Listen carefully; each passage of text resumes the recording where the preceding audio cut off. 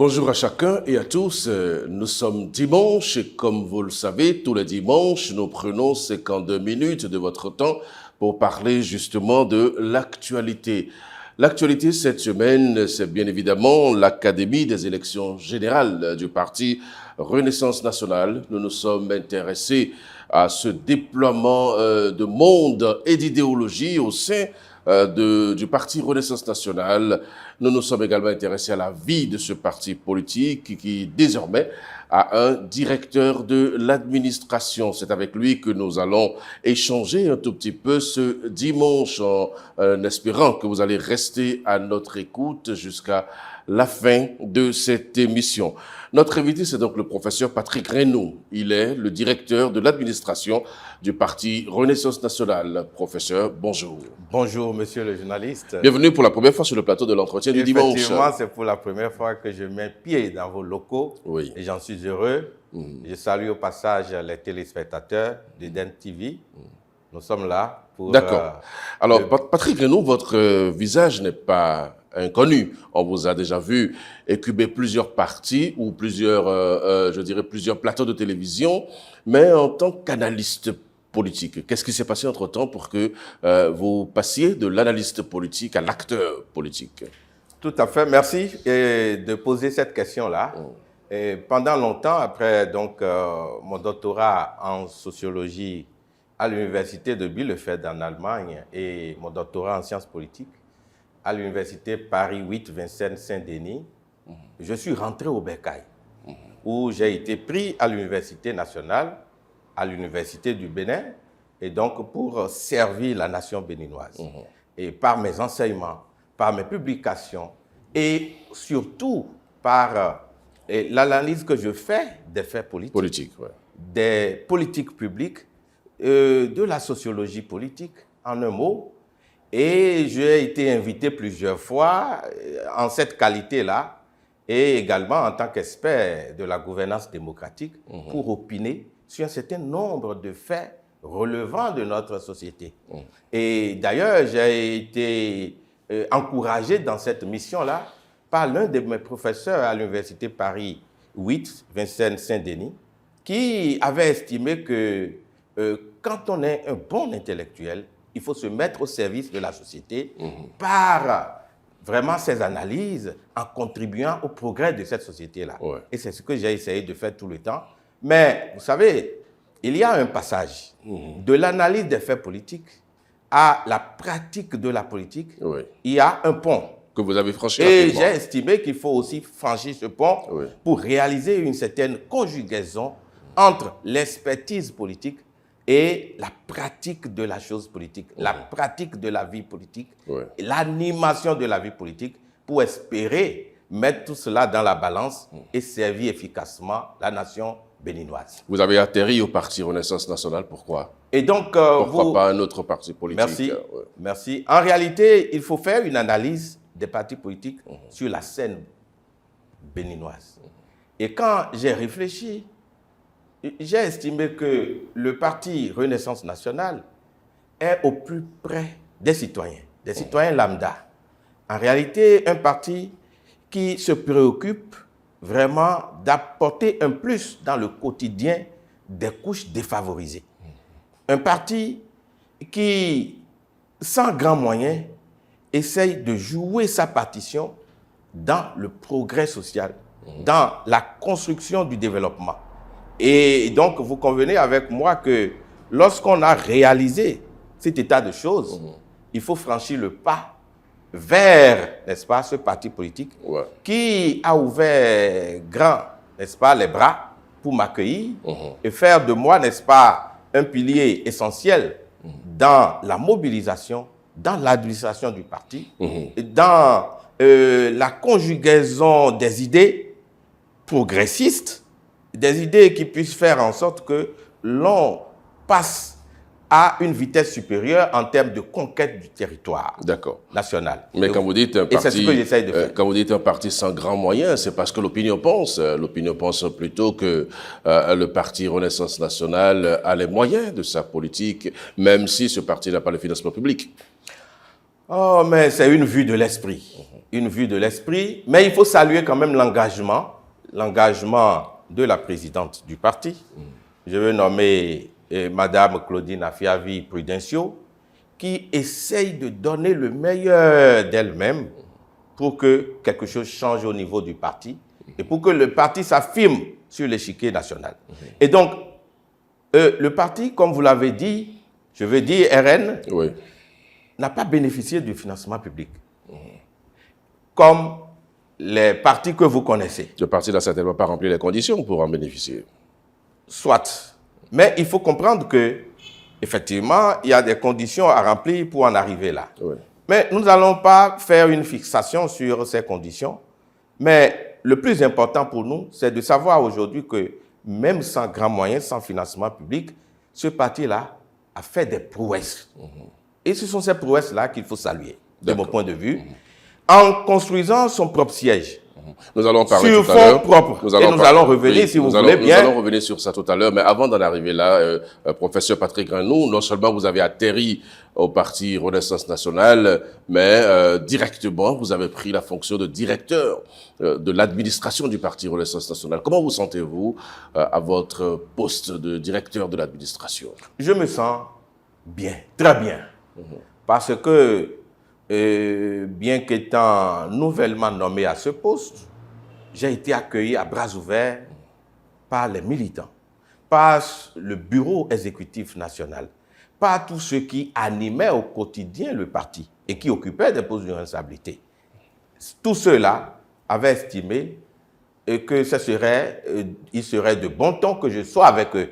Et c'est justement pour cette raison que, appréciant à sa juste valeur la fonction qui est la mienne, ceux-là ont estimé que je remplis les critères, j'ai le profil requis et pour apporter quelque chose au parti. Et je pense pour ma part que je me sens vraiment en terrain conquis. Donc vous êtes un peu comme au chez niveau vous. donc du parti Renaissance Nationale. Et vous avez retrouvé un parti qui se porte très bien. Comment se porte le parti Renaissance Nationale? Il faut avouer que, et dire, n'est-ce pas, à ceux qui nous écoutent et nous regardent en ce moment-là, que le parti Renaissance Nationale se porte merveilleusement bien. C'est-à-dire? C'est-à-dire que ce parti essaye de tenir sa place dans l'arène politique. En quoi faisant? En animant au quotidien la vie politique, en formant les jeunes, en se préoccupant des couches défavorisées.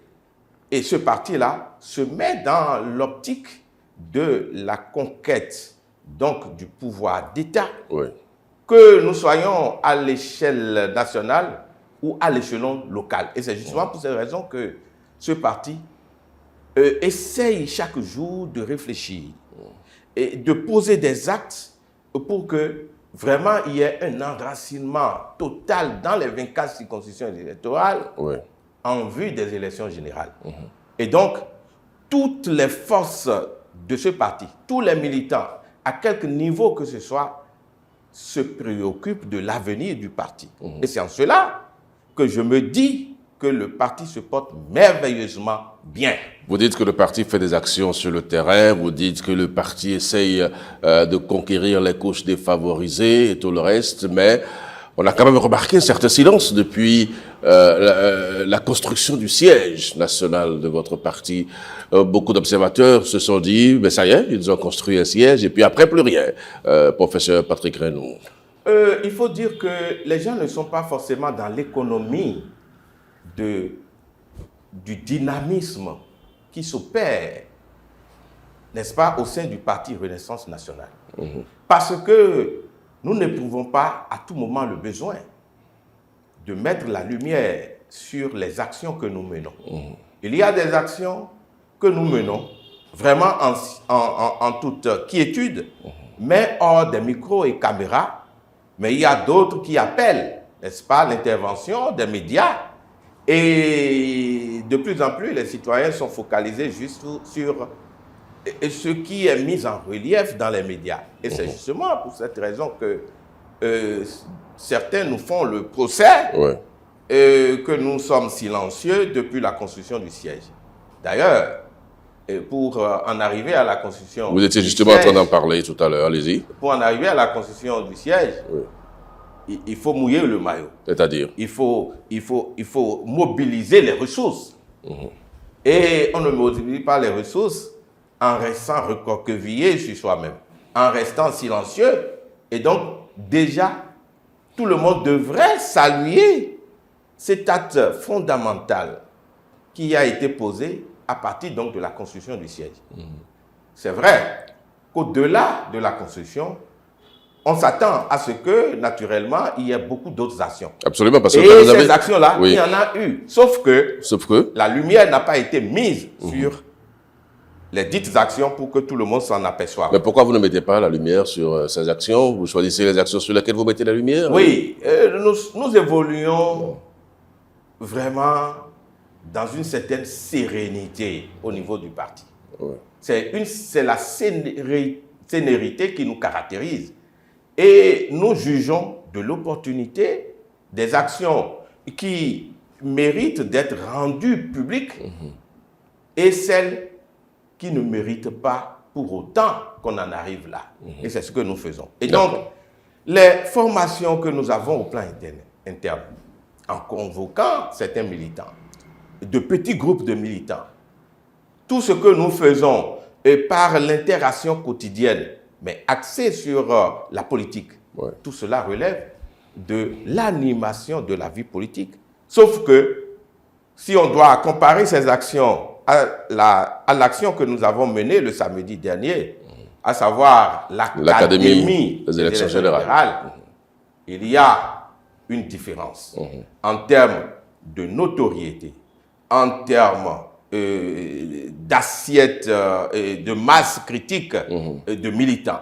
Et donc, c'est justement ce qui pourrait amener les uns et les autres à penser un seul instant, et à tort, que nous ne faisons pas grand-chose au niveau donc, du Parti Renaissance nationale. Nous allons parler tout à l'heure de l'Académie des élections générales, puisque vous avez évoqué la question. Mais avant d'en arriver là, professeur Patrick Reynaud, quelles sont les actions que vous avez déjà menées depuis votre accession à la direction de l'administration du parti? Vous savez, lorsqu'on nomme quelqu'un dans cette fonction-là, il y a qu'il faut faire le point de l'existant. Et donc, j'ai pris ma première semaine, ou si vous voulez, les 2 premières semaines de ma prise de fonction, à écouter les uns et les autres, à faire ce qu'on pourrait appeler un diagnostic institutionnel, parce qu'il faut prendre connaissance de l'existant et savoir ce que vous apportez de nouveau.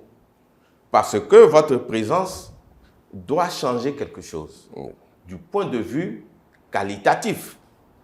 Et après avoir fait ce point général, j'ai estimé qu'il faut un plan d'action pour la relance des activités politiques au sein du parti. Et ce plan d'action a été élaboré en des points saillants, des points névralgiques qui puissent nous conduire jusqu'aux élections générales. D'accord. Et l'Académie des élections générales entre en ligne de compte de ce plan, de ce plan d'action de relance des activités politiques au sein du parti. Et troisièmement, vous n'êtes pas sans savoir qu'un parti est à l'écoute des militants. Un parti va toujours chercher à ratisser l'âge, parce qu'en la matière, c'est la multiplication et l'addition qui comptent, et non la division et la soustraction. Et donc, je me suis mis dans la dynamique de ratisser l'âge, de convaincre davantage de militants, et j'en reçois beaucoup avec qui je discute vraiment de nos options politiques, et je les amène à comprendre le bien fondé de notre perspective politique à l'horizon 2026. Et il y a beaucoup qui ont fait le pas, qui ont franchi le Rubicon de l'adhésion au parti Renaissance nationale depuis que je suis là. Et je ne voudrais pas vous donner un nombre exact, mais retenez simplement pour votre propre gouverne qu'il y a un nombre déjà important qui adhèrent, qui adhèrent au Parti depuis Renaissance que nationale. J'ai fait mon entrée officielle au Parti Renaissance nationale. Voilà, parlons maintenant de l'Académie des élections générales. Qu'est-ce qu'on peut concrètement comprendre, professeur, de cette terminologie, Académie des élections générales? Vous savez, c'est une innovation. Et il faut innover. Il faut toujours innover. Éviter la sclérose, les balbutiements, les piétinements. Et nous en sommes arrivés à opter pour l'Académie des élections générales pour mettre l'accent sur ce qui nous manque, ce qui manque à nos militants en termes de l'appropriation du cadre légal et des bonnes pratiques électorales, en termes du bilan que nous faisons de notre participation à l'action du gouvernement, du président Patrice Talon, depuis qu'il est là, tirer les conclusions pour nous projeter dans l'avenir. Et c'est dans le cadre de l'Académie que nous avons jugé bon de poser les balises de cette appréciation générale, de cette appropriation qui dépasse le cadre stricto sensu d'une formation. Et vous aurez constaté, puisque vous avez, en tout cas vous avez assisté à l'événement, vous aurez constaté la marée humaine. Comment la salle de 1000 personnes grouillait d'hommes, était remplie, quasiment remplie, parce que les gens, les militants, tous ceux qui étaient là, ont mis la main à la poche et se sont déplacés d'eux-mêmes de toutes les contrées du Bénin. C'est-à-dire que des 24, ils sont venus des 24 circonscriptions électorales. Professeur, on sait comment la mobilisation se fait en politique chez nous au Bénin. Souvent, on sait remplir. Si vous avez envie de remplir le stade de l'amitié aujourd'hui, vous allez le remplir. Pas forcément de militants, mais on sait comment ça se passe. Levez-nous d'un doute, est-ce que vous n'avez pas fait ça au sein du Parti Renaissance nationale? Vous savez, des gens peuvent se faire leur propre opinion en tirant leçon des pratiques anciennes que nous avons observées au Bénin. Mais au Parti Renaissance nationale, nous avons fait l'option du changement. Et c'est justement pour ces raisons que, à chaque fois que nous parlons aux militants, nous les amenons à prendre conscience de ce que la pratique politique a changé au Bénin. La pratique politique a changé depuis la charte des partis politiques, depuis la réforme du système partisan et l'ensemble des codes électoraux que nous avons connus. Du coup, les citoyens ont compris qu'il faut militer dans un parti politique, d'abord pour faire grandir le parti, ensuite pour participer à l'exercice du pouvoir d'État, quelle que soit l'échelle où l'on se trouve. Du coup, nous avons réussi à mettre dans la tête de nos concitoyens, en tout cas ceux qui ont fait le pas vers le Parti Renaissance nationale, nous avons réussi à leur faire comprendre le bien fondé de nos actions. Et du coup, ils sont intéressés par notre savoir-faire, notre pratique quotidienne de la chose politique. Et il suffit qu'on les informe des activités que nous avons et aussitôt, ils sont déterminés à venir participer. Et c'est ce que vous aurez constaté. Il n'y a pas eu de bus à prêter spécifiquement pour les militants. Donc, ils sont venus d'un peu partout, de tous les départements de notre pays. De tous les départements des 24 circonscriptions électorales du Bénin. Il y en a qui sont venus, quand je dis 24, vous avez le nord, vous avez le sud, vous avez le centre. Et vous avez même des gens qui sont venus des zones rouges aujourd'hui, des zones attaquées par, les terroristes. et ont marqué leur détermination à peser de leur poids pour que le parti Renaissance nationale progresse, évolue et relève les défis qui sont les siens à l'horizon 2026. Nous allons parler de ces défis, certainement, parce que vous n'êtes pas sans savoir que cette académie a abordé un certain nombre de points. Vous avez parlé de la qualité des personnes invitées, vous avez parlé justement des militants qui sont venus d'ici et d'ailleurs. Quelles autres personnalités avez-vous invitées à cette académie des élections générales? Il faut dire que nous avons voulu que cette académie soit focalisée sur, je veux dire, la vie interne du parti. Nous n'avons pas jugé bon de nous ouvrir aux autres partis pour le moment. Et donc, nous nous sommes concentrés à nos militants, nous nous sommes concentrés sur eux, parce que le bien fondé de notre action, c'est de doper leur morale. C'est de leur apporter un plus en termes de savoir-faire, d'appropriation du cadre légal et des bonnes pratiques électorales. Et nous avons voulu aussi qu'ils comprennent que notre participation à l'action du gouvernement a des raisons d'être évaluées et qu'ils ne perçoivent pas que la participation est seulement l'affaire des dirigeants du parti. Et donc, vous avez vu, on a réalisé un certain arrimage entre ce que pourrait penser la masse et ce que retient ou ce que retiennent les gouvernants, donc les dirigeants, du parti Renaissance nationale.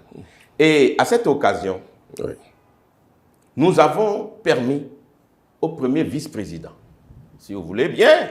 Allez-y, parce que nous allons parler justement du contenu de cette académie. Tout à fait. Au premier vice-président de communiquer donc sur le cadre légal et les bonnes pratiques électorales.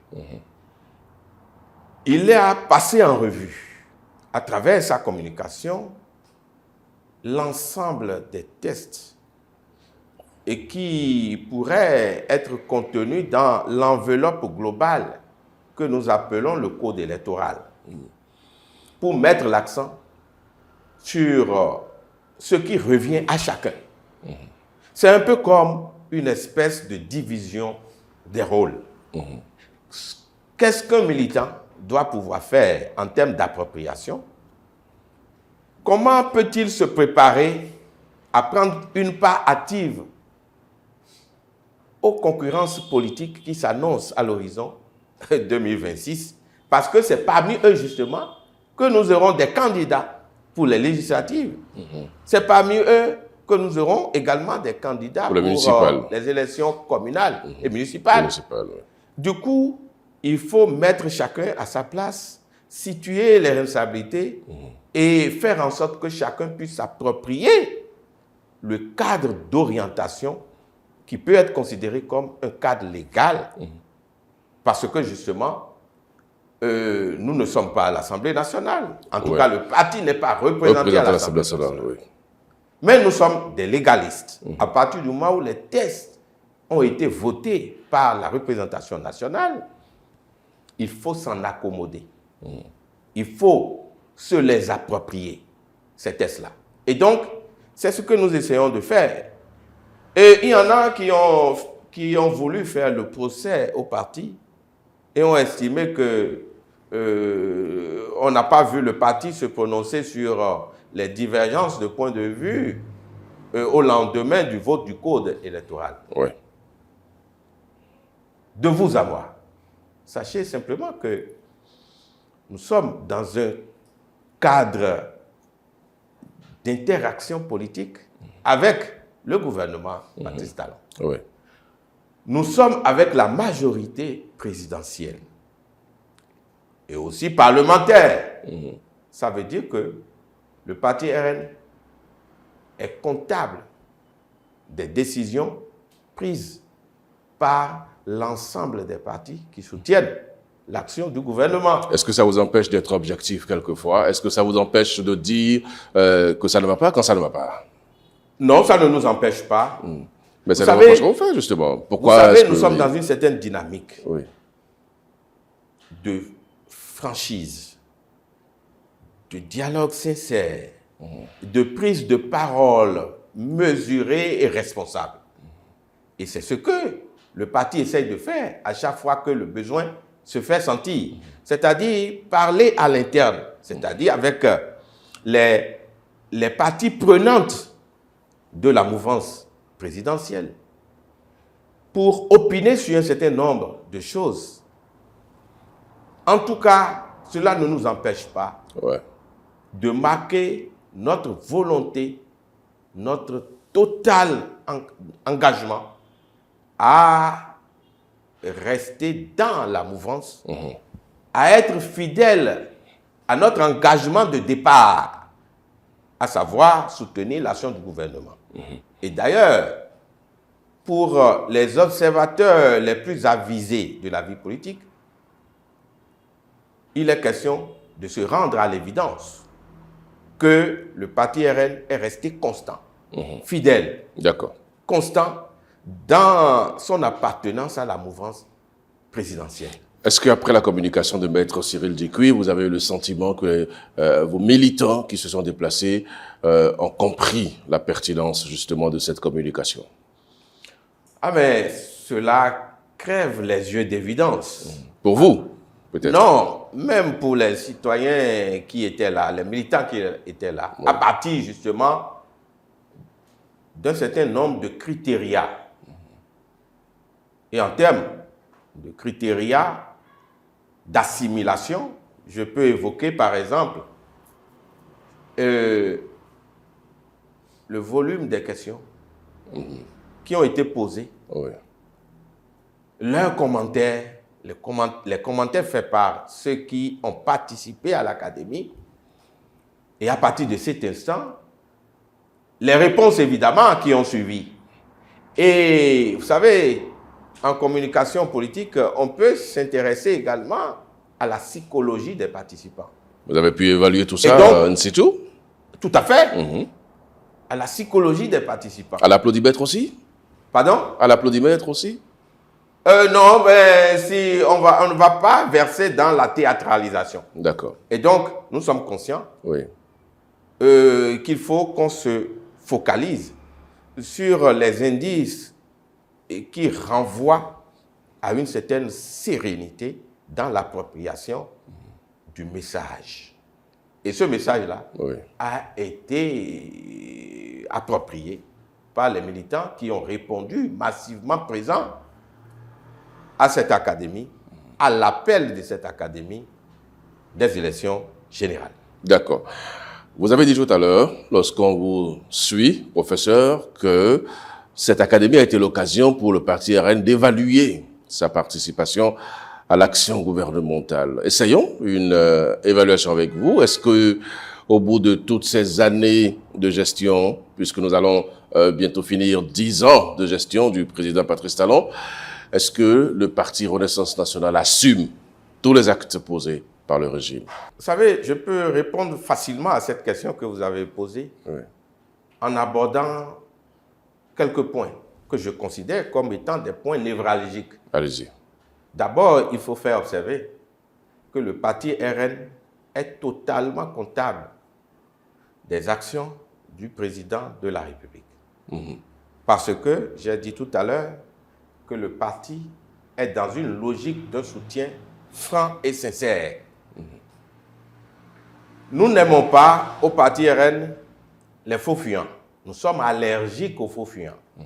C'est-à-dire des gens qui, le jour, acclament et la nuit apportent leur soutien total et la nuit tiennent un autre langage. Un langage différent de celui qu'ils ont tenu le jour. Nous ne sommes pas dans cette compromission. Deuxièmement, il faut dire que le parti RN est comptable parce que justement, il a fait l'option de participer à la mise en œuvre des politiques publiques sous le régime Talon. Et lorsqu'on participe à une action, cela ne s'évalue pas forcément au nombre de postes obtenus dans l'équipe gouvernementale. Cela ne s'apprécie pas forcément au nombre d'élus au sein de l'Assemblée nationale.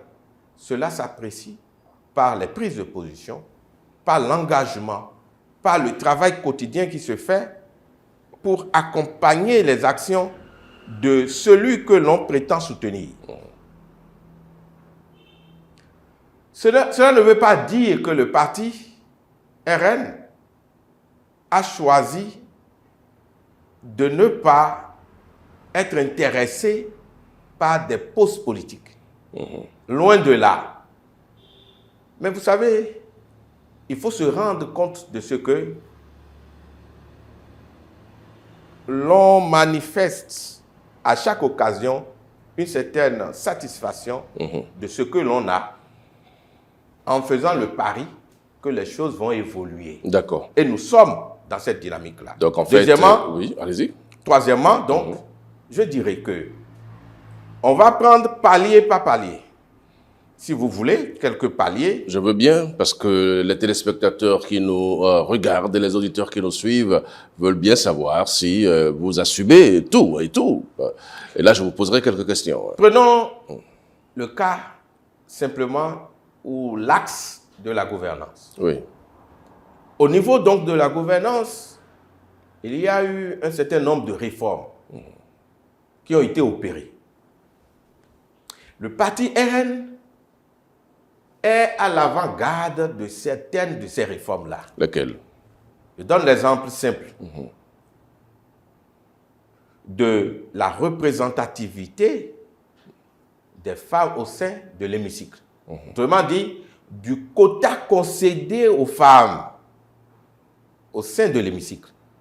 Vous n'êtes pas sans savoir. Bon, si vous ne savez pas, je vous apporte l'information. Allez-y, apportez-nous l'information, oui. Que c'est à l'occasion donc du dialogue politique de 2019 que la présidente du parti RN, parce qu'en 2019, ce n'était pas RN, c'était UDBN. Donc à l'époque, la présidente Claudine Afiavi Prudencio avait fait le plaidoyer, donc avait émis d'abord l'idée qu'il faut faire une certaine part aux femmes à l'occasion des élections législatives pour leur représentativité. Et a insisté auprès du chef de l'État sur cette option nécessaire parce que justement, pour qu'on parle du développement, il faut tenir compte de toutes les couches. Et l'histoire politique du Bénin a montré que les femmes, de façon générale, sont laissées en rade. Ce qui n'est pas une bonne chose. Il faut toutes les forces pour construire une nation. Qui plus est, les femmes.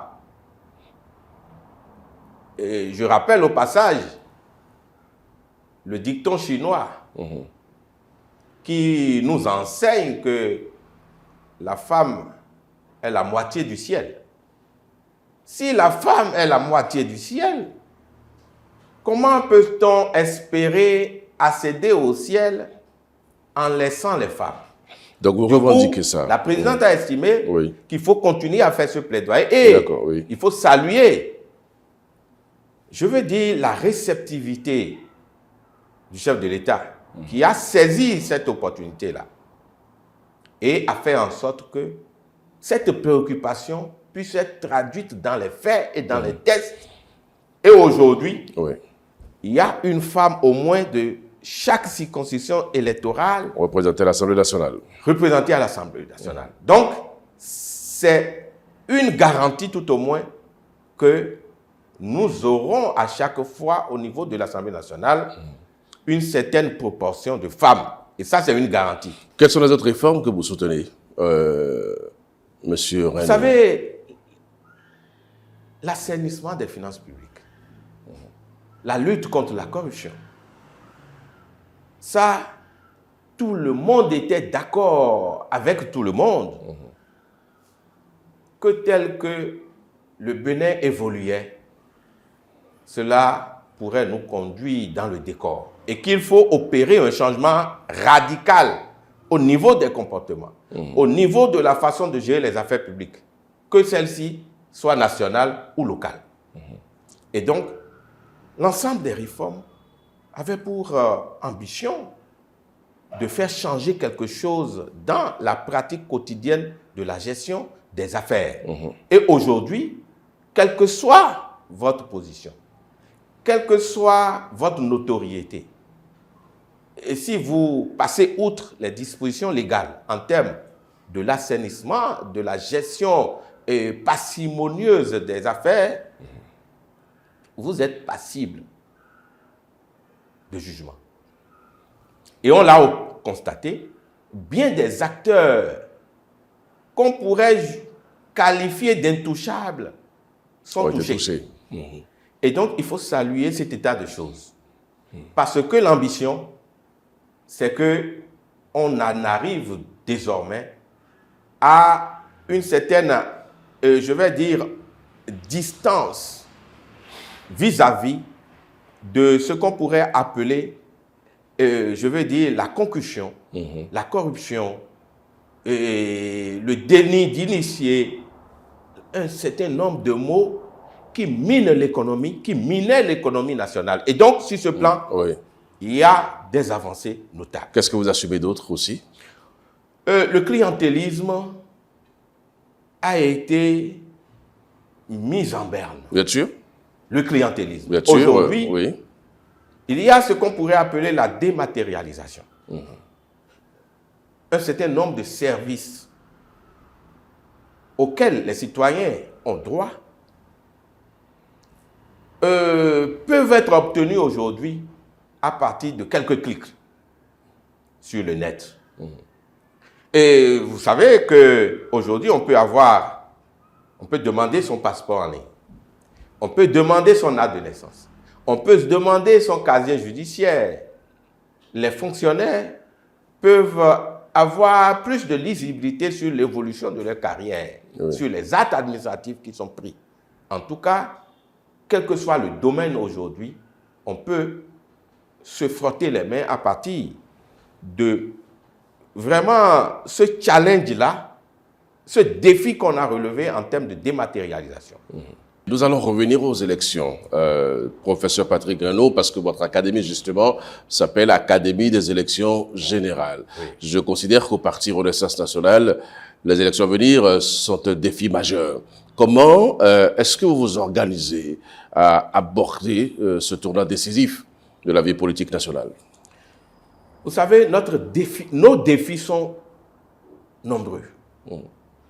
Aujourd'hui, je l'ai martelé haut et fort, que le parti RN n'a pas reçu de financement public.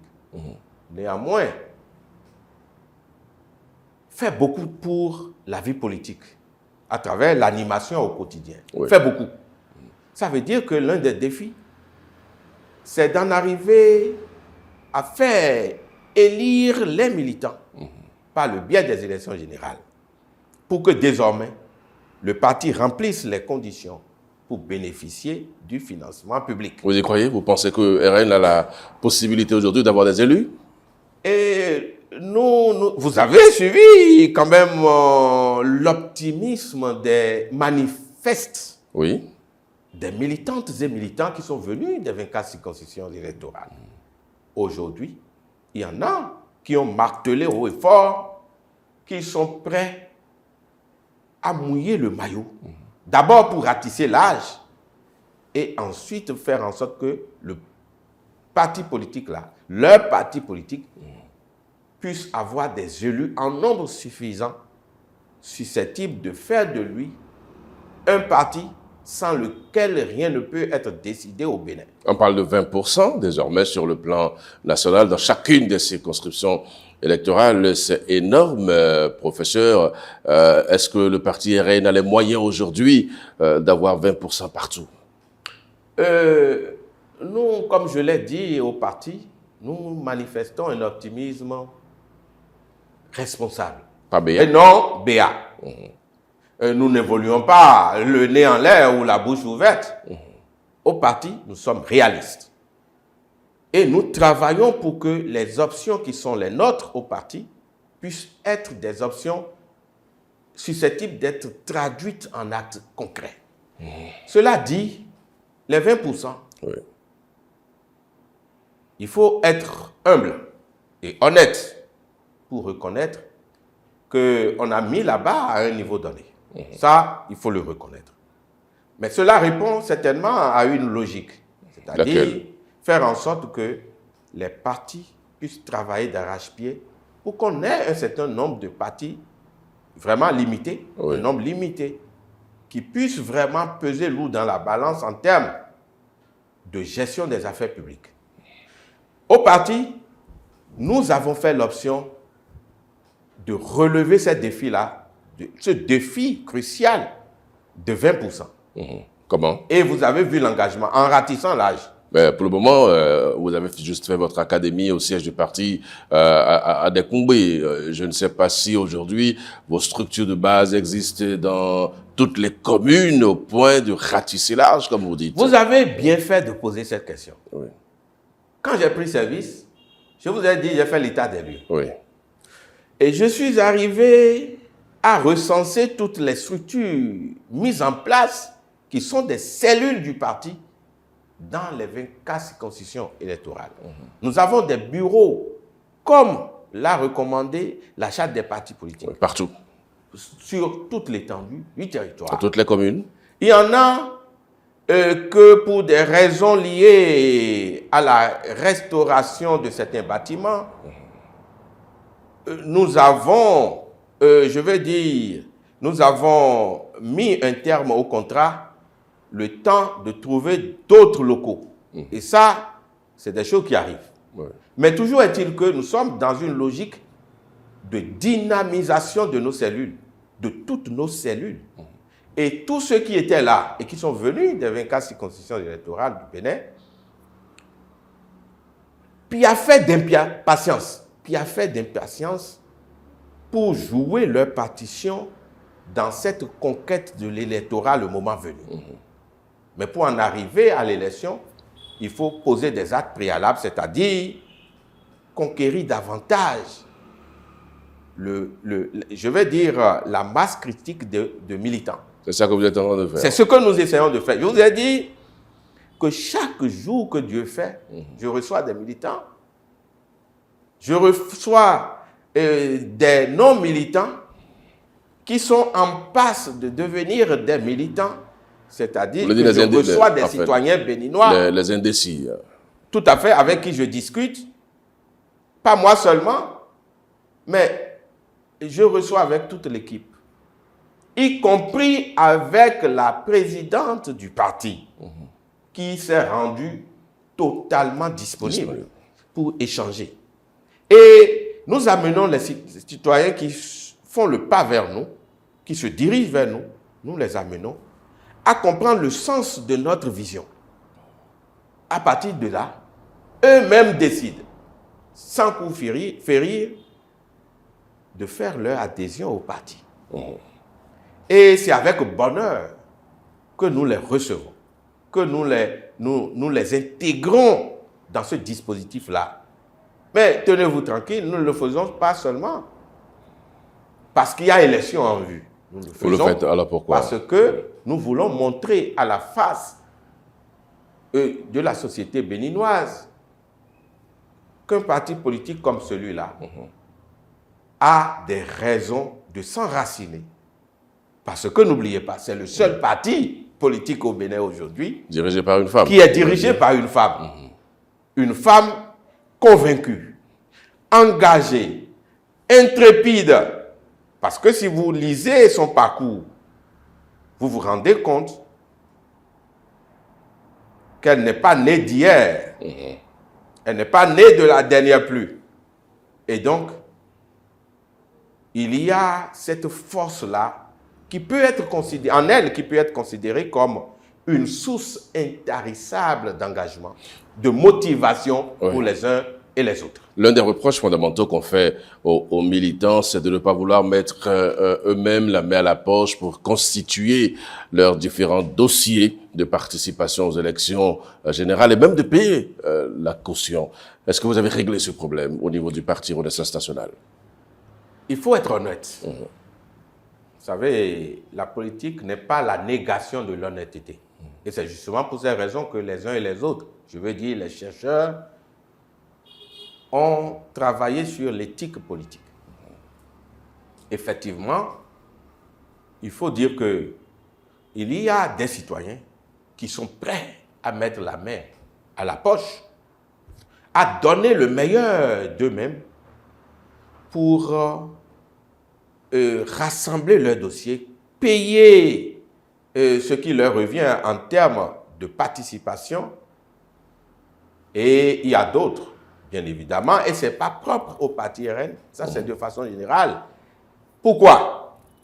Parce que j'ai fait un travail scientifique sur la question. J'ai publié un ouvrage de 478 pages aux éditions La Matin à Paris en 2014.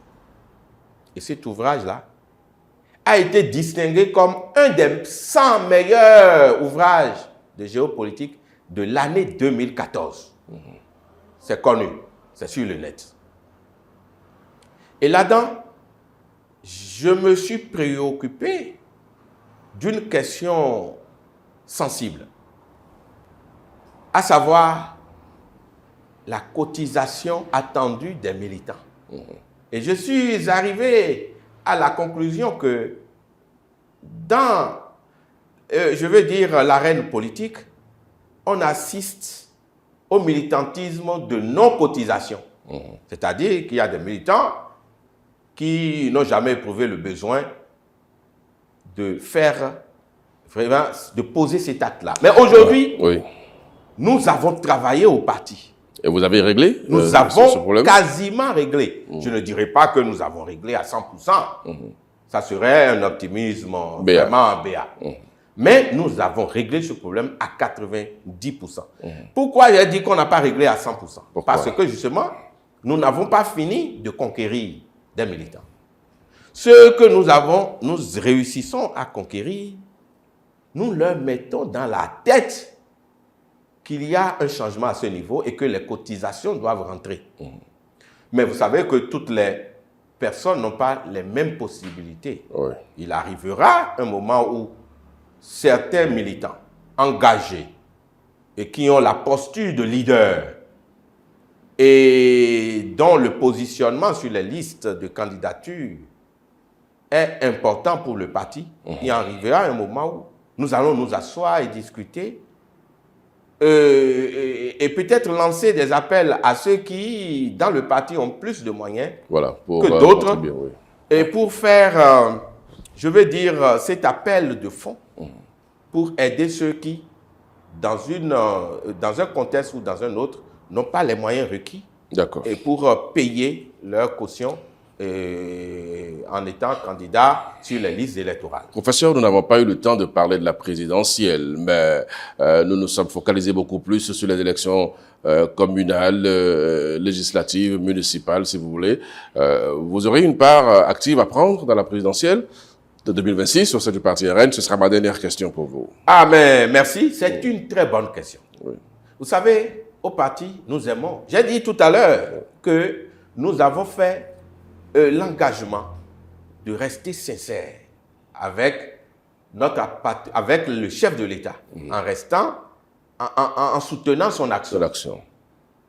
Et jusqu'à nouvel ordre, vous n'êtes pas sans savoir que tous les partis qui soutiennent l'action du gouvernement n'ont pas encore réussi, en tout cas, à désigner leur duo leur ticket présidentiel à l'élection présidentielle. Nous aimons la discipline du groupe. Nous aimons l'ordre et la discipline. À partir de cet instant, nous continuons de dialoguer avec tous les partis qui relèvent de la mouvance présidentielle. Et nous discutons, en tout cas, les instances dirigeantes du parti discutent avec le chef de l'État, qui est le maître de la mouvance aujourd'hui, pour qu'ensemble, on puisse voir si on dégage un candidat pour toute la mouvance, un duo pour toute la mouvance, ou si, en faisant une lecture de la situation politique au plan national, s'il est besoin que chacun des partis qui soutiennent son action puisse aller, n'est-ce pas, à l'élection présidentielle en présentant un duo. Vous n'avez pas d'élu, vous n'avez pas de parrain, comment vous allez faire au Parti Renaissance Nationale? Du coup, et vous savez, quand on discute avec les autres et qu'on a leur adhésion, le parrainage peut se faire. Mais pour le moment, nous sommes dans une disposition d'esprit, à savoir que nous sommes partants pour la décision qui sera prise dans la majorité. Au sein de la majorité présidentielle. Et c'est en cela que nous, notre sincérité, notre rigueur, notre discipline, c'est en cela que tout cela se met en mouvement et apporte la preuve que nous sommes déterminants pour que quelque chose change au Bénin, pour que les actions, les bonnes actions du chef de l'État puissent être renouvelées par celui qui accepterait d'occuper cette lourde responsabilité de gestion des affaires publiques au sommet de l'État. D'accord. Professeur Patrick Graineau, je vous laisse maintenant conclure notre entretien. Nous avons passé ensemble 52 minutes. C'est le moment d'atterrir. Les téléspectateurs vous suivent, les auditeurs vous écoutent. Allez-y. D'abord, je dis merci à Eden TV qui a accepté de nous inviter. C'est un plaisir. Deuxièmement, je voudrais dire que les citoyennes et citoyens ont intérêt à se rendre compte de la nécessité que quelque chose est en train de bouger au Bénin. Du point de vue de la co-construction de l'État, du point de vue de la marche vers le développement. Et cet acquis-là mérite d'être sauvegardé. Deuxièmement, j'insiste sur le fait que tout le monde doit se rendre à l'évidence que les élections qui se pointent à l'horizon ne sont pas le lieu des clivages politiques et que nous devons avoir à l'esprit la protection des libertés fondamentales. Nous devons avoir à l'esprit le respect de la différence politique. Nous devons avoir à l'esprit la convivialité politique. Et au parti RN, nous nous sommes donné cet impératif-là. Et donc, nous voulons enfin dire que nous, notre sérieux au niveau du Parti Renaissance Nationale, c'est de ne pas nous dédier, de rester constant. Et le chef de l'État doit pouvoir comprendre que nous avons fait la démarche nécessaire pour rester dans cette mouvance-là jusqu'au bout.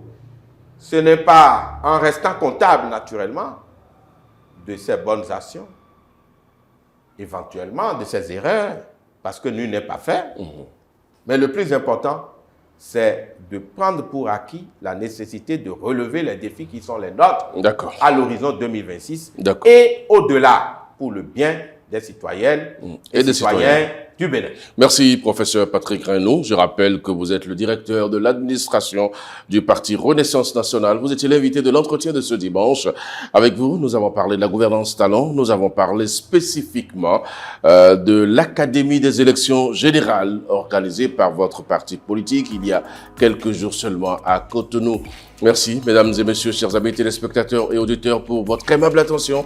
Je vous retrouve dimanche prochain, si Dieu le veut, pour un autre numéro de l'entretien du dimanche. Bon appétit à chacun et à tous. Dimanche prochain. Merci.